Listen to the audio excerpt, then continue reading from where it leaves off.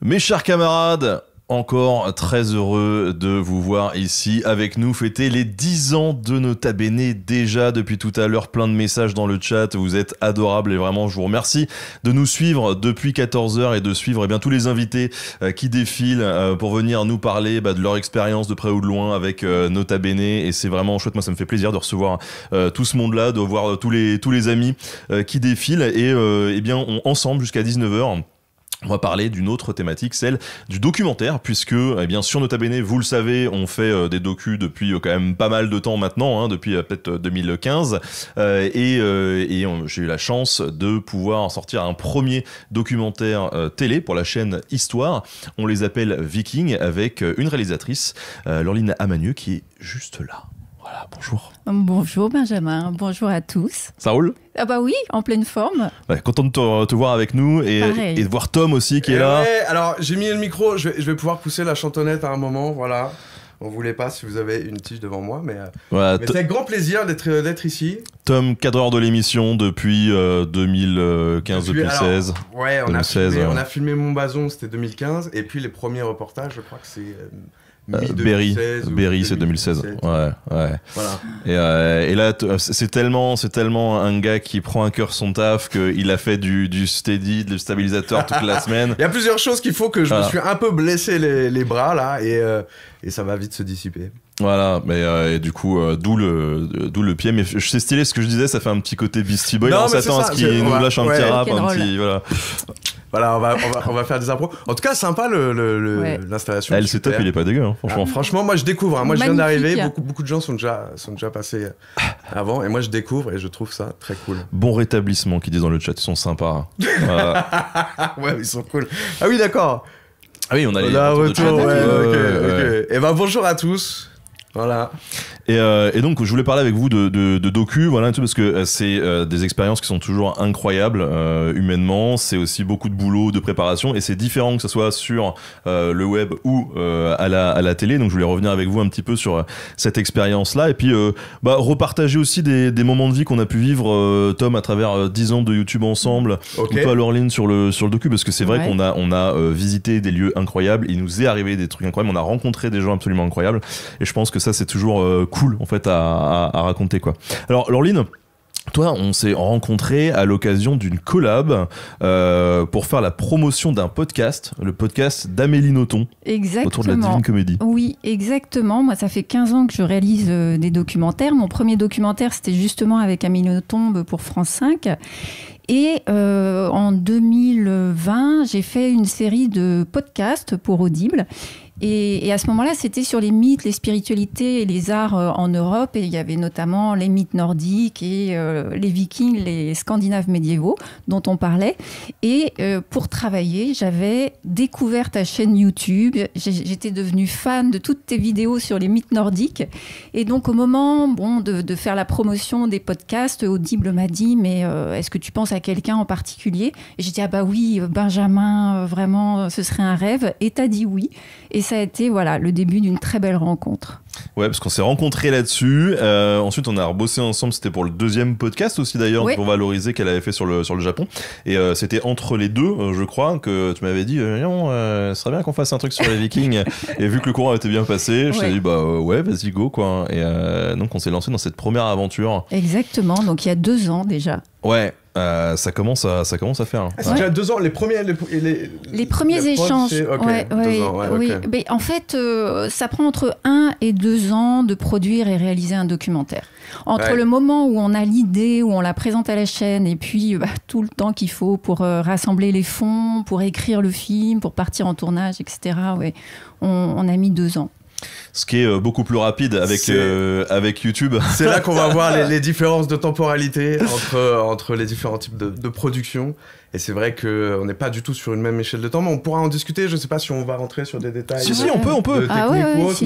Mais c'est vrai que rien que les étapes, alors déjà les étapes d'écriture et de production, je prennent bien plus de temps, mais c'est surtout aussi tout ce qui vient en post-production. Alors je ne sais pas combien de temps de tournage ça a été en tout sur le docu. Parce que déjà on a dû aller tourner un teaser pour la chaîne, pour les convaincre que déjà c'était bien. Oui, donc c'est le principe du pilote. On fait d'abord une première version, alors que ça sur YouTube, non. C'est-à-dire que nous on y va, on est au taquet, voilà. Et déjà rien que ce teaser, c'était 2 jours, 3 jours. Oui, parce que en fait on s'est dit qu'on allait déjà tourner une partie des séquences du film et à partir de là faire le trailer pour finir de convaincre la chaîne. Et de fait, ça a donné un formidable trailer. Et donc après, on est reparti en tournage, je pense, 1 an plus tard, pour faire l'ensemble des séquences. On a dû tourner en tout, je dirais 15 jours, à peu près. Oui. Ouais, répartis entre Danemark, Islande et France. Et la France, ouais. Pour 52 minutes. Exactement. Il y a un teaser qui passe. Est-ce que tu peux nous mettre l'audio, s'il te plaît, Prosper ? Les Vikings faisaient partie des meilleurs artisans. Une communauté cultivant le goût et l'art. Voici quelques os pour l'analyse. Cet individu avait clairement les yeux bruns et les cheveux noirs. Très étrange. Qu'est-ce qu'on peut trouver derrière ce mur ? Alors jetez un coup d'œil.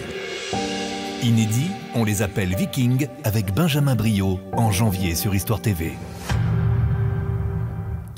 Ouais, alors c'est un docu qui est rediffusé régulièrement sur la chaîne Histoire. Voilà, donc c'est pas perdu si vous l'avez pas vu. Et d'ailleurs, ensemble, on fait une projo à Tours pour ceux qui s'intéressent. Ah oui, au Bateau Yves le 5 le décembre. 11 décembre, je crois. Merde, je sais plus. Sur grand écran et tout. Oui. Ah ouais, on fait ça bien. C'est 5 balles l'entrée, vraiment pour couvrir les frais. Voilà, on fait ça bien. Non, mais c'est cool. Et donc on sera tous les deux présents pour en parler. Et oui, du coup, ça a été une aventure effectivement exceptionnelle parce que on est allé en effet au Danemark et en Islande. On a beaucoup travaillé en fait avec ton livre aussi sur les Vikings pour faire tout le travail de scénarisation. Il y a énormément d'écriture, c'est aussi pour ça que c'est un temps long.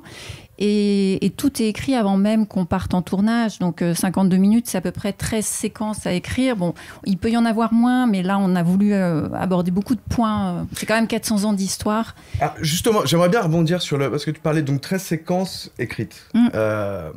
Est-ce que les 13 sont dans le doc ? Alors oui, parce que il y en a une seule qui n'a pas pu l'être à la fin. Donc il y en avait 14 au départ. D'accord. Voilà. Ouais, mais parce que justement, moi, c'est un point que j'aimerais bien qu'on aborde, c'est les questions de flexibilité qu'on n'a pas nous en soi, c'est-à-dire qu'on a une écriture qui est déjà là, qui est posée au moment du tournage, et c'est-à-dire que la réflexion du montage, on va pas avoir à supprimer des éléments pour rentrer dans une case. En fait, voilà. on n'a pas de temps. On n'a pas de temps, c'est-à-dire qu'on peut avoir, on est en général en moyenne, on est à 20 minutes.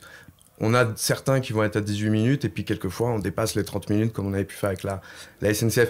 Mais ce qui fait que c'est aussi ça peut être aussi pour nous, là ça paraît comme un avantage total, mais des fois aussi ça peut être un désavantage, c'est-à-dire ce qui est cool, c'est aussi de prévoir plusieurs séquences et de se dire au montage, ok, je vais choisir ce qui va marcher et retirer ce qui ne marche pas, ce qui rentre pas dans un rythme global, et voilà, donc c'est quelque chose aussi qui est assez chouette. Ça peut être un peu de frustration aussi, parce que là en l'occurrence cette 14e séquence, elle était vachement bien. Oui. Et moi ça m'a, tu vois, j'étais effondré qu'on la foute pas dedans, et du coup j'ai dit mais non Laurine, ce serait pas moyen de récupérer la séquence pour en faire un épisode de Nota Bene. Et c'était génial. C'est devenu l'épisode la tapisserie de Bayeux qu'on a fait, voilà, exactement. avec Martin Bostal, voilà, c'était trop bien. Alors ça c'est une chance qu'on a, c'est de pouvoir utiliser les chutes avec en accord avec les productions et tout ça.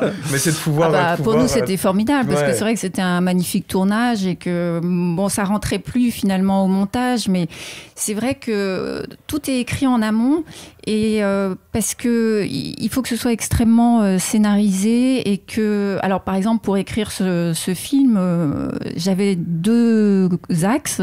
Le grand axe c'était celui évidemment du livre sur les Vikings avec Benjamin, c'est-à-dire d'aller à l'encontre des idées reçues, des mythes, des légendes qu'on pouvait avoir autour des Vikings. Et puis le deuxième axe c'était chronologique, raconter 400 ans d'histoire en mettant en valeur les grandes étapes voilà, du phénomène de l'expansion des Vikings, montrer tous leurs différents visages aussi. Donc à partir de là, c'est une matière énorme. Il faut absolument qu'on sache exactement ce qu'on sélectionne et pourquoi ça s'enchaîne, selon quel questionnement on avance, où on veut aller. Et puis ensuite, qu'on donne toutes ces pièces de puzzle veulent qu'elles aillent parfaitement ensemble et on peut pas retourner en tournage. Donc en fait, il faut surtout pas se tromper et que ça fonctionne au montage et que le récit puisse comme ça avancer du début à la fin. C'est pour ça que c'est beaucoup plus long dans la voilà. mise en place. Bien sûr. Voilà. Et nous, ça nous arrive régulièrement quand même d'avoir une écriture et de se pointer sur le lieu de tournage, parce qu'en fait, vu que les prix sont pas les mêmes, enfin le modèle n'est pas le même de fonctionnement. En plus, nous, on a des impératifs de communication à faire rentrer dans les différents épisodes, à savoir valoriser un musée, une destination. C'est normal en fait, hein, c'est eux qui financent aussi. Ce qu'on n'a pas nous, parce que souvent on n'a pas forcément de sponsor. C'est-à-dire que bon, il y a la chaîne derrière qui, voilà, mais c'est totalement différent quoi en termes d'approche. Donc il y a une liberté de deux côtés en fait, je dirais, et des contraintes des deux côtés. Oui, tout à fait. Ouais. Alors c'est vraiment, mais c'est vrai que la grosse différence c'est la temporalité quoi. C'est vraiment pour moi c'est ce qui change toute la donne, c'est-à-dire que nous on va se retrouver à faire un tournage qui va nous prendre entre 1 à 3 jours. On va avoir à peu près une semaine de montage. On va faire très peu d'étalonnage. Alors après, ça dépend aussi des étalonnage, c'est gérer les couleurs, acheter le contraste, tout ça. Alors, donc on va avoir peu d'étalonnage et on va faire l'étalonnage plus chirurgical, quoi. C'est-à-dire que il faut harmoniser certaines caméras ou autres, et donc on va faire ça. Mais c'est là où on n'est pas du tout dans les mêmes temps. J'imagine que rien que pour de l'étalonnage sur le doc, ça a déjà pris plusieurs jours. Oui, absolument. Il y a 5 semaines de montage, vraiment, avec la monteuse image Caroline Touvenin, qui était géniale, qui a travaillé avec moi. Mais avant encore, il y a 4 semaines où j'ai déjà construit un ours sonore. Alors l'ours, en fait, c'est la structure du film, c'est le récit du film. Et il y avait déjà 1 heure de film qui était construite. Et après, on a fait 5 semaines de montage image. Donc c'est vrai que quand on y pense, c'est presque 9 semaines de montage, finalement. Ouais, c'est énorme. Là où nous, des fois, on les bourre entre 5 jours et 8 jours, quoi. Oui, c'est ça. La moyenne, ça va être ça. Quelquefois, on va dire entre 4 et 8 jours, on a... Par contre, ça va être le même processus en accéléré, mais c'est-à-dire que c'est de partir sur un montage son, ce qu'on appelle l'ours, en effet, donc c'est ça, et puis ça va être de commencer un premier jet de ces images dessus, et puis après on arrive petit à petit à une première version. Alors moi j'ai une question pour toi un peu personnelle, mais parce que tu parlais au niveau des Vikings, de l'écriture et tout, est-ce que c'était un sujet avant que tu te lances dans le documentaire? Est-ce que c'était un sujet pour lequel tu avais une appétence particulière? En fait, ça faisait déjà 2 ans que je rêvais de faire un film autour des Vikings, et j'en avais déjà parlé à la chaîne Histoire, comme je produis aussi du documentaire, et bon, mais je trouvais pas l'angle. Il m'avait dit oui, ça nous intéresse en soi, mais il faut vraiment trouver une façon particulière de le traiter. J'avais pas encore rencontré Benjamin, et c'est vraiment quand on s'est rencontrés qu'on a fait cette visio avec Amélie Nothomb, qu'on a beaucoup parlé des mythes nordiques ensemble et des Scandinaves médiévaux. En plus, on avait travaillé ensemble avec le même historien, c'était Pierre-Brice Stahl, qui avait travaillé dans le livre des Vikings avec toi et qui avait travaillé sur les podcasts avec moi. Enfin, voilà, et du coup, qu'on a pris comme conseiller pour le documentaire. Exactement, devenu consultant historien. Et voilà, après, c'est une rencontre à la fois artistique, intellectuelle, humaine, et là, tout à coup, ça a fait titre. Je me suis dit, mais c'est Benjamin, enfin, il faut qu'il aille sur le terrain avec les historiens, les archéologues, et qu'on raconte cette histoire grâce à son talent de passeur, justement. Donc c'est un peu comme un réalisateur ou une réalisatrice qui trouve son acteur pour son film. C'est exactement ça. Mais c'est vrai qu'il y a ce côté-là. Et puis alors quand j'ai dit que je suis revenue vers Histoire, peut-être 1 mois après la rencontre avec Benjamin, en disant pourquoi pas avec Benjamin, Nota Bene. Et alors là, ils ont tout de suite dit, mais oui, bien sûr, on adore Benjamin. Ouais, mais moi, le truc, c'est qu'en plus, le gars qui décide un peu chez Histoire, donc qui fait partie du groupe TF1 et tout, moi, c'est un gars que je connais depuis des années, parce qu'en fait, je le rencontre régulièrement au rendez-vous de l'Histoire, de Blois, qui est un peu le canne des historiens, des machins. Et en fait, le courant est toujours bien passé entre nous, en fait, voilà. Et donc là, c'était l'occasion de se dire, ça y est, enfin, on va pouvoir faire un truc ensemble, tu vois. Il y a eu une synergie, donc, vraiment. Toutes les forces étaient là, quoi. C'était génial. Une histoire de rencontre qui se matérialise en un produit. Voilà, exactement. Ouais, mais on a tous des histoires comme ça, tu vois. Là, c'est une histoire de rencontre comme ça, mais la tienne aussi, elle est bien, parce que je rappelle quand même donc le contexte. À l'époque, première rencontre abonnée qu'on fait dans une forteresse médiévale, tout ça. J'annonce le truc sur les réseaux sociaux. Je fais bon les gars, j'organise le truc à l'arrache. Je fais un Google Doc que je mets sur Internet. Je dis aux gens, inscrivez-vous. Les droits d'écriture étaient à tout le monde, donc vraiment tout le monde pouvait effacer le truc. Enfin n'importe quoi. Vraiment, c'était à la zob quoi. Et pourtant, Ça s'est organisé, on a eu 500 personnes et tout, enfin c'était chouette. Mais à cette occasion-là, tu m'as contacté via la messagerie privée YouTube. C'est-à-dire qu'à l'époque, qui existait. à l'époque, il y avait une fonctionnalité où tu pouvais envoyer des messages privés sur YouTube, ça n'existe plus du tout. Et j'ai dû en lire 3 dans ma vie parce que vraiment je n'allais jamais dans ce truc-là. Et un des 3, c'était toi qui me disent salut, je suis cadreur, je fais des trucs, machin, je pense que ça vaut le coup qu'on filme et qu'on garde ça en fait. J'aimerais bien justement raconter un peu l'origine de ça. C'est-à-dire ouais, vas-y, je pense aussi son pense. Sauf si ça saoule les gens, mais c'est-à-dire que moi j'étais allé voir, peu de temps avant que je te contacte, j'étais allé voir un copain qui travaillait en Chine. Et en Chine, pourtant un copain assez fêtard, mais il avait du mal à rencontrer du monde après le boulot et tout. Et puis il a commencé à se mettre sur YouTube avec un VPN et il a commencé à regarder plein d'émissions de vulgarisation scientifique, historique ou autre. Et moi c'est le YouTube, cette partie-là je connaissais pas du tout. Moi, à cette époque-là, donc on est 2014, quelque chose comme ça. Toi c'est le rap quoi. Non, c'est la musique, beaucoup. Parce qu'il y avait des trucs sur YouTube qu'on trouvait pas autre part il y avait des choses musicales qu'on trouvait sur YouTube qu'on trouvait pas autre part. Des enregistrements de concerts, des captations, des choses comme ça. Et je connaissais pas du tout la partie vulgarisation, émission. Et tout. Et c'est comme ça que... C'est grâce à lui qui m'a dit, voilà, regarde, alors il y avait Y penser, il y avait aussi en dehors que de la vulga, il y avait tout ce qui était Antoine Daniel et tout ça. Et puis c'est là où j'ai commencé à me renseigner. Et au retour de Chine, je regarde, je tombe sur une des vidéos, je crois, sur Braveheart. Et Braveheart, c'est un film que j'apprécie beaucoup. Et j'ai adoré ton point de vue dessus, la façon dont c'était amené. Je me suis dit, ah ouais, ok, ça me plaît. Et je tombe sur la vidéo Rencontre abonnée et je me dis, il y a peut-être un coup à jouer. Je vais proposer mes services, ça me permettra de rencontrer un peu tout ça, de voir un peu l'univers.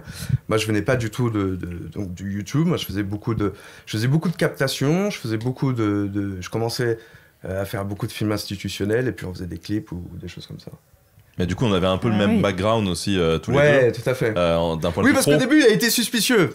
Il m'a suspicieux dans le sens où, et j'ai trouvé ça... J'ai testé. J'ai trouvé ça cool. Je me suis dit, ok, c'est en effet, c'est pas là en mode, dis bien, c'est montre-moi ce que tu fais. J'ai été cadreur, je suis cadreur, montre-moi ce que tu fais. Et puis, je lui ai envoyé un peu les trucs que je faisais à ce moment-là. Et il a trouvé ça cool. Et puis, banzai, quoi. Ouais, et puis donc, t'es venu filmer là-dessus.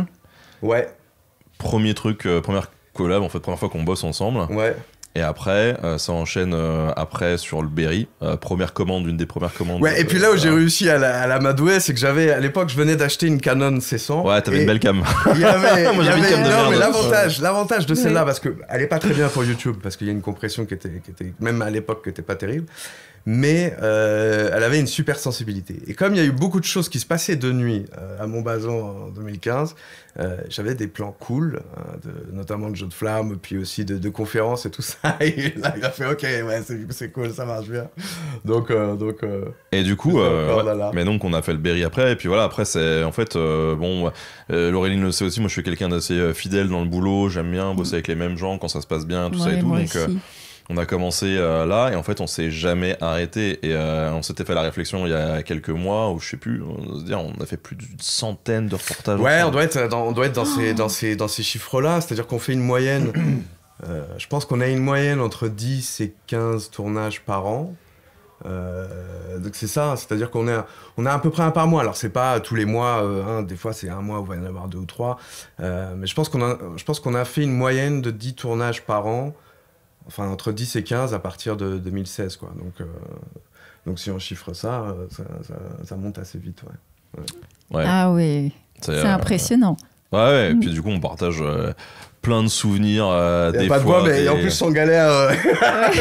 Ouais, non, mais tu peux le toucher là, c'est en bois là-bas, sans galère. Même au Portugal où ça s'est mal passé parce que vraiment on s'est tapé la tempête du siècle. Même là-bas, on a réussi à finir le tournage, quoi. C'est vrai, même au Portugal.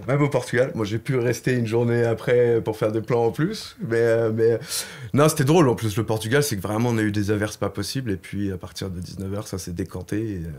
Et on a tout redoublé en fait ce qu'on avait déjà filmé. Ah mais ça c'est terrible parce que même si on écrit tout en amont, qu'on prépare tout, en fait la seule chose qu'on peut pas contrôler c'est justement le climat quand on part en tournage et surtout à l'étranger, et donc on sait qu'on peut pas non plus refaire trop de prises. Et nous ça nous est arrivé en Islande d'avoir vraiment des angoisses avec le climat. Ah bah ouais. Alors il y en a eu une où vraiment on allait tourner toute une journée sur un site archéologique en extérieur, donc il fallait absolument qu'il fasse beau et il pleuvait des trombes, oui, pour Bjarni et Narsson, et on est parti sous la pluie à Reykjavik en se disant ça va être catastrophique, et en fait le temps de traverser l'île il faisait beau de l'autre côté, heureusement. Mais voilà, ça c'est la part de chance. Mais par contre quand on a filmé une séquence très importante en descendant dans la grotte, grotte de Surt, voilà, la grotte de Surt, pour aller voir les traces d'un rituel viking sous la grotte. On ne s'attendait pas du tout à ce qu'il fasse 0 degré, à ce qu'il y ait toujours de la neige, de la glace. Et là, ça a été très sportif. On était épuisés à la fin de cette journée. Oui, et surtout, moi j'ai cru que j'allais crever 20 fois parce que vraiment, t'as plein d'éboulis de roches volcaniques. Tout est coupant comme du rasoir. Ouais. Et l'archéologue qui était avec nous, qu'on voit à la fin de la bande-annonce là où on s'enfonce dans cette espèce d'énorme trou, le gars au bout de 5 minutes, alors que voilà il est habitué quand même et tout, il glisse un peu, il se rattrape avec la main, il s'ouvre la main mais il s'ouvre pas qu'un peu quoi, il s'est ouvert, le gars il a pissé le sang pendant 2 heures quoi, et tu vois c'est pas grave, c'est mon sacrifice aux dieux tout ça, il rigolait un peu à rentrer ça dans mais tu vois tu vois ça, nous on n'est pas spéléo pour un rond tous les deux et tout, donc on voit le truc, on se dit waouh, ok on va avoir 4 heures à crapahuter dans la caverne là, faut pas qu'on se tue quoi, c'était chaud. Ouais. C'est vrai que la météo dicte parfois. On a eu un tournage assez récent aussi. On s'est retrouvé à avoir les 2 tiers sur notre planning jour, à avoir de la pluie, et une pluie dans laquelle on ne peut pas tourner. Donc on s'est retrouvé à compresser le temps de tournage. Il fallait être efficace. Ouais. Donc c'est vrai que la météo, et alors après on peut parler que ce soit en drone ou autre, là c'est encore plus capricieux, c'est vraiment un facteur déterminant sur les temps de production. C'est cool d'avoir le luxe de pouvoir revenir si jamais on a une météo tellement capricieuse d'avoir la possibilité de refaire des plans. Mais en général, c'est pas possible vu le coût en fait de chaque journée de tournage. Surtout dans les distances que vous faites. Voilà, surtout quand on va en Islande, et surtout un pays comme l'Islande où les coûts sont directement. Ah bah c'est le moindre repas pour 100 balles. Là je sais plus parce qu'en plus même à Reykjavik on logeait, on avait des chambres au début dans une auberge de jeunesse, mais c'était une chambre avec un lit et t'as pas de chiottes, tout c'était sur le palier. Enfin voilà. Le truc de base, tu fais ta bouffe dans un truc collectif avec tout le monde quoi. La nuit était genre à 100 balles ou 120 balles juste pour tu vois, c'est le moindre truc, ça coûte hyper cher. Ouais, complètement. Ouais, c'est fou. Mais c'était particulièrement magnifique le tournage en Islande. En plus, ce qui nous intéressait dans ce film, c'était vraiment de montrer l'histoire en train de se faire et de pas forcément trancher quand voilà, il y a pas une vérité fixe. On laissait les différentes hypothèses être formulées dans le film. Et ce qui nous a passionné en Islande, c'était justement aussi ce site archéologique où on va voir un archéologue qui depuis 20 ans remet en cause le roman national voilà, du viking aventurier qui découvre l'Islande et qui s'installe là, alors qu'en fait c'était beaucoup plus stratégique, construit avec toute une approche petit à petit. Et lui, en fait, du coup, il nous racontait qu'il avait été menacé par les historiens de l'île, parce qu'il remettait en cause avec ses recherches le roman national. Il y a une écriture pour vous là dans le cadre de ce documentaire-là, c'est qu'il y a une écriture évolutive, quoi. Oui. Ouais. Et c'est quelque chose. Parce que je reviens sur qui était un des points que j'amenais d'une certaine façon, c'est que c'est quelque chose pour lequel on a moins, parce que déjà dans les temps le temps fait qu'on n'a pas non plus ces possibilités-là, mais c'est le grand avantage aussi de suivre ça un peu comme une enquête, quoi. C'est très, on a un point de départ et on arrive à un point final qui va dévier des prédictions initiales. Mais oui, et c'est d'autant plus juste ce que tu dis que cet archéologue, en fait, comme je l'ai contacté dès le début en fait, de l'écriture, donc 2 ans quasiment avant d'aller tourner, lui, chaque année, il refaisait des découvertes sur ce site et à chaque fois, ça changeait son interprétation de l'histoire. Et quand on y est allé, le gars était en mode, là, j'ai quand même un faisceau d'indices qui m'emmène vers cette direction-là. J'ai pas la prétention de dire que mes thèses sont les bonnes et tout, parce qu'il y a aussi les collègues et même machin, et c'est un truc collégial, et voilà, tu vois, vraiment le gars carré et tout. Il fait, mais quand même, là, j'ai un faisceau d'indices, voilà. On finit le tournage. 2 semaines après, article dans les journaux, le gars, il a découvert le truc qui lui manquait, qui confirme tout ce qu'il disait, tu vois. Donc, genre vraiment, tu vois, c'est hyper évolutif et ça va très très vite. Et c'est vrai qu'après, le temps de faire le documentaire, de tout ça, on n'a pas pu l'intégrer dedans. Et ça, c'est des temporalités aussi qui sont différentes. C'est vrai que, vu que nous, ça se joue sur 2 ans, sur un docu-télé, sur le web, au maximum, souvent c'est 6 mois, quoi, même s'il y a des exceptions. Ça peut même se faire en 3 mois parfois. Les délais sont bien plus compressés, quoi. Et puis on va forcément peut-être prendre moins de risques sur ce travail de enquête d'ouverture, où là on est vraiment sur des trucs très carrés, très factuels, sur ces reportages-là, quoi. Tu vois, j'essaye de réfléchir, j'arrive pas à trouver, mais s'il n'y a pas eu un cas de quelque chose qu'on aurait pu faire et où il y a eu une découverte scientifique ça fait donc 8 ans. Mais si en 8 ans, il n'y aurait pas eu, tu vois, sur un sujet qu'on a fait, une évolution donnée et dans lequel il aurait fallu faire des erreurs. Je sais pas, parce que justement, c'est très factuel. On est souvent pas sur des trucs en cours, ou alors c'est peut-être le cas maintenant sur la chaîne Nota Bonus, sur les reportages qu'on fait avec des commissaires d'exposition, de choses comme ça, où là on ouvre plus vers des questionnements en mode mais ça on sait pas, il y a encore des trucs. Je pense à la momie aussi du C2RMF, tu vois, qu'on avait fait, où il y a des sujets d'actualité qui font écho en fait à ça, et on peut se poser des questions. Alors la momie, justement, on a eu la chance de pouvoir changer avant la diffusion. C'est-à-dire qu'il y avait des questions Alors, donc on a filmé une momie qui était en restauration au C2RMF, qui est le centre de restauration des musées de France. Alors c'est assez impressionnant, c'est-à-dire qu'ils ont plusieurs sites. Alors nous, on était au site de Versailles, et c'était donc avec le musée d'Amiens qui a prêté la momie qu'ils ont dans leur scénographie au C2RMF pour faire une restauration. Et profiter de cette restauration pour faire des enquêtes, pour essayer d'étudier les matériaux utilisés lors de la confection. Et ils avaient un gros doute sur les yeux. Donc, c'est-à-dire que c'est des faux yeux qui sont refaits, et ils avaient du mal à déterminer quelle était la matière. Et grâce à l'accélérateur de particules qui a au C2RMF Louvre, ils ont pu déterminer, alors là je risque peut-être de dire des bêtises, mais je crois que c'était de l'obsidienne qui venait de Turquie, et donc à partir de là ils ont pu faire un cheminement des matériaux, voilà. Alors, avec en plus une datation. Donc là on a eu cette chance-là où on avait pu intégrer ces résultats de recherche au sein du film. C'est vrai que c'est de toute façon dans tous les cas, c'est 2 écosystèmes qui sont très différents. C'est-à-dire que les financements, tu vois, c'est pas là du tout la même chose pour la télé. Bon, faut aller convaincre une chaîne, mais il y a des financements, alors des subventions, des régions, CNC. Mais tout ça prend du temps parce qu'il y a des dépôts, ça prend énormément de temps, c'est sélectif pour la plupart, et puis bon, c'est quand même à peu près 100 000 € le budget de 52 et encore, minutes. nous, c'est un petit oui, budget. Absolument. 100 000 €, ça peut aller jusqu'à 1 million pour un film d'histoire. Ça va vite très haut, quoi. Donc on comprend que les enjeux sont importants aussi. Nous, c'est des échelles qui sont pas du tout celle-là, j'aimerais bien, mais c'est pas du tout celle-là. Et donc, il faut composer avec ça aussi. Et donc, ça soit dans les budgets, dans la temporalité, et même d'un point de vue éditorial, parce qu'en fait, si tu veux, on disait qu'on est plus libre, mais en fait, on est quand même contraint par la ligne éditoriale de la chaîne et de ce qu'elle veut ou pas aborder. Moi, je me souviens avec certaines chaînes de télé où les gars, ils me disent Ben, on est super intéressé pour que tu deviennes présentateur sur la chaîne, machin, on veut faire des trucs, c'est cool. Et je leur apporte plein d'idées sur des documentaires qu'on pourrait pousser. Je leur dis, moi j'ai des trucs qui correspondent pas peut-être sur ma chaîne et tout, mais qui pourraient faire des super documentaires, tu vois, sur le boulangisme, tout ça. Enfin, des sujets vraiment de fond hyper cool. Et en fait, ils me disent, non, nous, on veut des trucs sur les Mayas, civilisation perdue, sur Hitler, voilà. Et tu vois, même en fait, ce que nous, on a proposé, à savoir les Vikings, ça reste relativement consensuel. C'est-à-dire, c'est une grosse figure qu'on va proposer. Là, actuellement, on est en train de travailler pour essayer de vendre notre samouraï. En fait, c'est la même chose. C'est quand même une figure qui parle à beaucoup de gens. Il n'y a pas beaucoup de prise de risque d'un point de vue éditorial, mais en même temps, ça se comprend, parce que quand tu as un budget derrière qui est entre 100 et 300 000 €, t'as pas envie de te foirer et que le public se dise ça m'intéresse pas. C'est un peu comme nous quand sur YouTube on se dit il faut que les gens cliquent dessus. Bah on a des sujets qui sont plus cliqueurs que d'autres. Là, sur la chaîne c'est des prises de risque aussi qui sont énormes quoi.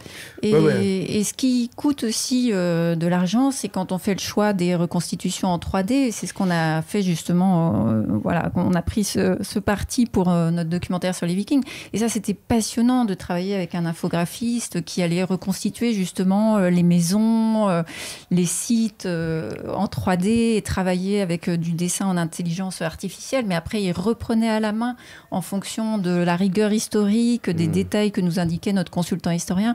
Donc ça a été un énorme travail aussi et ça prend énormément de temps. Et ça aussi, il faut l'écrire en amont parce que sur place, une fois qu'on était en tournage, on faisait des photographies à 360 de certains sites ou d'une pierre runique pour qu'ils puissent reconstituer ensuite en 3D.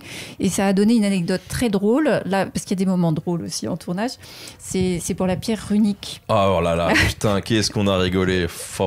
Parce que on va filmer donc les magnifiques pierres runiques à Jelling au Danemark, très impressionnantes, mais évidemment toutes les couleurs d'origine, la peinture dessus a disparu, donc on distingue pas énormément les animaux mythologiques ou le Christ qui est dessus. Et donc je cherche partout une réplique de cette pierre qui soit colorée par des historiens. Voilà, c'est pas, enfin, je veux dire, c'est pas que ça fait consensus, mais les gars ont travaillé dessus et ils se sont dit, bon, on a retrouvé des traces de pigments et tout, donc en fait, ça devait ressembler à ça, et là, il y a le gars sur place qui nous vend vraiment le truc en disant, là, il y a une réplique, le truc, c'est validé par les experts, on dit, ça ressemblait sans doute à ça, vous allez voir, c'est très étonnant, c'est très coloré et tout.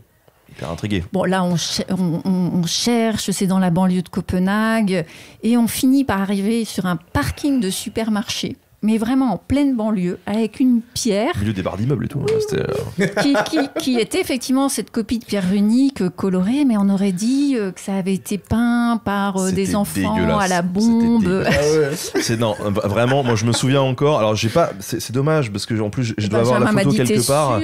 Déjà j'imagine un vendeur un peu à la sauvette, caché dans son manteau une pierre. Jésus dessus, là, comment il était, le Christ, comment il était représenté, c'était la copie, vraiment, du Jésus de South Park. Oui, c'était South Park. Il était dégueulasse et vraiment on a explosé de rire quoi. Je me suis dit mais c'est pas possible quoi. Enfin, mais voilà, et en on plus avait fait 1h30 de route pour ça puis quoi. On était très fatigués, c'était après un énorme tournage. Et en plus elle était quand même assez haute, donc fallait qu'on prenne des photos d'au-dessus, donc on s'est retrouvé à prendre un caddie de supermarché pour le pousser tout autour et que notre cadreur fasse les photos. Et en fait après c'est ça la magie de la 3D, c'est que c'est juste génial ce que ça donne à la fin, parce que l'infographiste a vraiment reconstitué la pierre, il a atténué un petit peu l'effet trop pop des couleurs, et puis il a tout projeté sur une feuille de parchemin, donc ça donne un truc incroyable. Mais et puis ce qui était quand même drôle, c'est que bon, au-delà de l'endroit improbable où c'est voilà, et puis on s'attendait pas à ça, et puis voilà, c'est-à-dire que quand tu parles des runes et puis que tu vois les trucs, c'est les vieilles pierres et tout, tu t'imagines quand même, et puis t'as tout cet imaginaire de tu vois des séries, de tout ça, tu t'imagines quelque chose de très fin, de très voilà et tout, et puis t'arrives devant ce truc et tu te dis ah ouais en fait pas du tout quoi, ça c'est pas du tout bon voilà, je sais ce qu'ils avaient, mais sur les couleurs aussi, parce que moi, justement, sur la tapisserie de Bayeux, ils ont fait des ils ont retravaillé les couleurs, Et c'est fin, mais les couleurs sont tonitruantes, quoi. C'est-à-dire que ça explose, quoi. Ah oui, ça explose. C'est ça qui est assez drôle, c'est-à-dire que moi, quand je voyais la reconstitution, je me suis dit, quand même, ça fait presque du toc, quoi. Et au final, non, c'était ou comme les reproductions aussi de cathédrales, de devantures de cathédrales peintes et tout, on a l'impression que c'est trop flashy pour être vrai. Et puis, ouais, c'était impressionnant. Ouais, et alors nous, dans tous les... Ce qui est assez cool aussi dans tous les reportages qu'on a fait, mais aussi dans le docu, hein, je trouve que c'est tous les gens qu'on rencontre, quoi. Avec des personnalités qui sont absolument incroyables, tu tombes toujours sur des personnages, il t'arrive toujours des histoires de ouf. Et nous, on en a eu pas mal, des histoires totalement tarées. J'en raconte souvent, on s'en raconte quand on se fait souvent des soirées nostalgie en tournage où en fait, comme des vieux, on répète toujours la même chose, mais ça nous fait marrer. Mais tu vois, on fait un tournage dans le Vaucluse. Et il s'est passé trop de trucs sur ce tournage, comme le Berry, il s'était passé trop de trucs. Et donc, là, on nous dit, c'était à Carpentras, je crois. Carpentras, ouais. On dit, bon, ce soir, vous allez bouffer dans tel resto, on vous a booké une table, le gars aime bien Nota Bene en plus, donc il sera content de vous recevoir. Ok. On va là-bas, on va bouffer, on s'installe, on est bien accueillis, tout ça. Et on commence à manger, et là, d'un coup, toutes les lumières s'éteignent, mais genre, le resto était blindax, il y avait plein de monde et tout, quoi. Les lumières s'éteignent, et on voit un gars qui arrive, costumé, dans un costume... En toge, quoi, trop bizarre. Et le gars, il commence à une espèce de pièce de théâtre, où il déclame des poèmes, des trucs et tout. On se dit, putain, mais qu'est-ce qui se passe Et ça dure 5 minutes, ça dure 10 minutes, je crois que ça dure au moins 10 minutes, un quart d'heure. Et il y avait un côté malaisant un petit peu, parce que tu vois, on se disait, mais qu'est-ce qui se passe et tout, quoi. Et au bout de 15 minutes, il fait « Et c'est pourquoi je tenais à vous déclarer ces vers, parce qu'aujourd'hui, on a un invité exceptionnel parmi nous, Nota Bene. » Et là, il se tourne vers moi, tu vois. Et moi, j'étais en mode « Non, mais c'est quoi ce bordel ?» Tu vois, en fait, le gars, il était trop fan de la chaîne, et il tenait absolument à faire une espèce de présentation théâtralisée, historique, tu vois, autour de son resto, de sa ville et tout. Et il avait monté un truc qui durait un quart d'heure, et c'était trop gentil. Mais c'était ultra gênant. Et t'as tous les gens qui étaient là et qui comprenaient pas, qui savaient même pas qui j'étais, en plus, tu vois. Donc, c'est quoi ce truc ? Et on savait plus où se foutre, quoi. C'était drôle. C'était drôle. Moi, de mon point de vue, c'était extrêmement drôle, quoi. J'avais aucune pression liée au nom. C'était vraiment juste. C'était très drôle. Mais mais c'est vrai que particulièrement aussi sur ce tournage, parce que Carpentras, c'était aussi la synagogue aussi, je crois bien. Ouais, la synagogue avec... on avait été accueillis dans une des plus vieilles synagogues de France. Et c'était un vieux couple qui gérait ça, incroyable. Mais un couple... et dans tout ce qu'on peut trouver dans les vieux couples qui tiennent et tout, donc qui s'engueulent, qui se machin, qui se rentrent dedans, et en même temps qui sont toujours hyper ouverts, hyper avenants envers nous. Et donc c'était un accès en plus à un lieu magnifique, parce qu'il y avait un... Alors j'ai oublié, c'est un nom, mais il y a un puits... dans cette synagogue avec une autre source, en fait. Et donc, on a pu filmer ça. Un mikvé c'est ça. Ouais, un mikvé. Ouais. Ah, mais je sais plus comment il s'appelle, ouais, c'est un des plus vieux. Peut-être si jamais, parce que... mais j'ai oublié le terme. Mais c'était... Et il y avait toute une question autour du port de la kippa, même avant. Parce que c'est la nana au début qui gérait un peu le truc et tout. Elle disait oui, machin, alors par contre, on mettra des kippas à disposition, tout ça. Donc, je t'en dis oui, bon, bah, ok, je prendrai... Moi, je suis pas croyant et tout, mais bon, s'il faut rentrer avec la kippa, je rentre avec la kippa. Et du coup... On arrive sur place et c'est son mari qui nous reçoit. Et son mari, il faut kippa, on s'en fout. On rentre comme ça, tu vois. Et donc, on rentre. Et effectivement, la nana, elle arrive 10 minutes après. Elle fait vous avez pas de kippa ? Bah non, nous, c'est ton mari qui nous a dit. Puis alors là, boum, ça part en engueulade. Ah ouais, ils sont allés s'engueuler et tout. Mais non, ils étaient super. C'était déjà un super tournage en général, mais notamment cette partie dans cette synagogue. C'était assez extraordinaire. Ça, c'est une des grandes chances, quoi, des tournages que pour avoir fait aussi pas mal de tournages dans d'autres cadres. C'est peut-être la chance principale des tournages avec la marque Nota Bene. C'est-à-dire qu'on a accès à des lieux incroyables. Mais surtout, dans ces lieux incroyables, on a des accès privilégiés vers des choses qu'on ne verrait pas autrement. Ah oui, je suis d'accord. Moi, je repense, j'oublie parce qu'on a fait beaucoup de cathédrales et donc moi, tout se mélange là dans les cathédrales. Alors peut-être je vais dire des bêtises, peut-être c'était celle d'Évreux ou quoi, mais on a pu avoir accès à la forêt, donc avoir toutes les charpentes. Donc c'est vraiment une chance, c'est la chance de pouvoir faire ces tournages-là, c'est que c'est des accès souvent à des lieux et lundi, vous aurez une vidéo assez sympa sur les... Non, mais on peut dire, parce que c'est lundi que sort les Invalides, c'est ça ? Exactement, voilà. Les Invalides, on a eu vraiment le privilège d'accéder à des endroits des Invalides. Tu ne vas pas, quoi. Ouais. Donc, voilà, il y a lundi, on sort ça. Ouais. Ah bah oui, mais c'est vrai que nous aussi, on a pu aller dans des réserves de musées ou voir des manuscrits qui nous faisaient rêver. Et bon, puis aller dans des sites naturels où on ne serait jamais allé sans ce film. Et comme tu disais, rencontrer des historiens et des historiennes tellement passionnés qui sont habités par leur sujet à chaque fois. Ce sont des rencontres évidemment intellectuelles qui nous nourrissent, qui sont très fortes, mais qui humainement nous marquent. Ouais, mais c'est clair. Et moi, il y a des trucs qui m'avaient marqué, c'est que on avait vu, c'était à la bibliothèque de Reykjavik. Moi, vu que ça fait 10 ans que je fais Nota Bene, quand j'ai commencé, je faisais l'iconographie moi-même aussi. Et en fait, ça fait 10 ans que j'utilise certaines iconographies que j'aime bien, tu vois, quand je parlais des Vikings, tout ça, sur Internet. Des dieux, et là, on arrive à la bibliothèque et je vois l'original original d'où est tirée trop bien. l'image que j'utilise depuis 10 ans Trop sur bien. Nota Bene, tu vois. Et là, Ouais. tu fais, waouh, ça y est, je l'ai enfin devant moi, quoi. Trop bien. Ouais. C'est ouf, c'est Ouais. ouf, c'est ouf. Tellement de souvenirs et si peu de temps pour en parler puisque le créneau arrive déjà sur la ouais, fin. là, là. Et ouais, Ok. un truc incroyable. Écoutez, en tout cas, merci. Bah, Ah, merci, merci à toi. à toi. Merci. C'est grâce à toi qu'on vit ces belles Tout à fait, aventures. Donc exactement. vraiment, ouais, Merci encore pour ces En tout cas, temps. merci. Bah non, Ouais. merci à toi. Franchement, avec tout ce qu'on vit et qu'on va vivre encore, voilà. Tout à fait. Et alors, toi, donc maintenant, j'ai réussi pendant longtemps, t'as échappé. Pendant longtemps, j'ai essayé de te dire, allez, viens dans la boîte. Et toi, tu dis, ouais, non, écoute, je suis à être trop libre et tout. Voilà. Ouais. Finalement, je t'ai eu. Mais tu bosses aussi pour Bidouille de temps en temps, monsieur Bidouille. Ouais, tout à fait. Alors, quelquefois, on fait il a besoin aussi, il fait des reportages comme ça dans des lieux aussi totalement étonnants. Alors, c'est cool parce que c'est assez complémentaire de ce qu'on peut faire avec toi. C'est qu'on a accès à des lieux, donc là, principalement sur l'industrie, et on a aussi des accès assez étonnants sur... bon, je sais pas si je vais pouvoir parler de ce qui a été filmé récemment, mais on a vraiment des trucs quand même assez grandioses. Et alors c'est drôle parce qu'il y a des choses qui se rapprochent aussi qu'on fait avec toi. Carrément. Des fois, on couvre le même site, mais à travers deux angles totalement différents. Et ça, c'est rigolo. Voilà. Ouais. Je sais pas s'il y en a qui connaissent la chaîne de Dimitri. Monsieur Bidouille, il y a le lien qui oui. apparaît là. Ok, voilà. bah c'est super. Qu'est-ce qui est... Vous pouvez y aller. Je vois, qu'est-ce qui est au taquet Ah, il y a Louis en bas, Ouais. tout ça. Ok, ouais, d'accord. Bah bravo Louis. Voilà. Et bravo Prosper aussi pour tout ça. Et puis nous, donc abonnez-vous à Bidouille, vous retrouverez aussi du coup le taf avec Tom. Et puis nous, voilà, on travaille, sur la ardemment suite. sur la suite des Vikings. En attendant, vous nous retrouvez du coup le 11 décembre à Tours. Et puis toi, en ce moment, on peut te trouver aussi sur France Télé parce que t'as une Oui, je t'as viens une de série, un réaliser orchestre à soi. une web-série qui met en valeur les compositrices qui ont été effacées par l'histoire. Et voilà, c'est 8 épisodes de 5 minutes. On peut les voir sur France.tv, un orchestre à soi. Super. Voilà, allez voir ça. Et voilà, hâte de c'est voir cool. les Invalides lundi. Voilà. Il y en a plein, il y a plein de reportages qui vont arriver, même sur Nota Bonus, vous avez masse de trucs qui vont arriver d'ici la fin de l'année, franchement, ça vaut le coup de suivre là les deux chaînes parce qu'il y a beaucoup de contenus très intéressants qui vont débarquer. Merci à tous de nous avoir suivis pour ce créneau documentaire.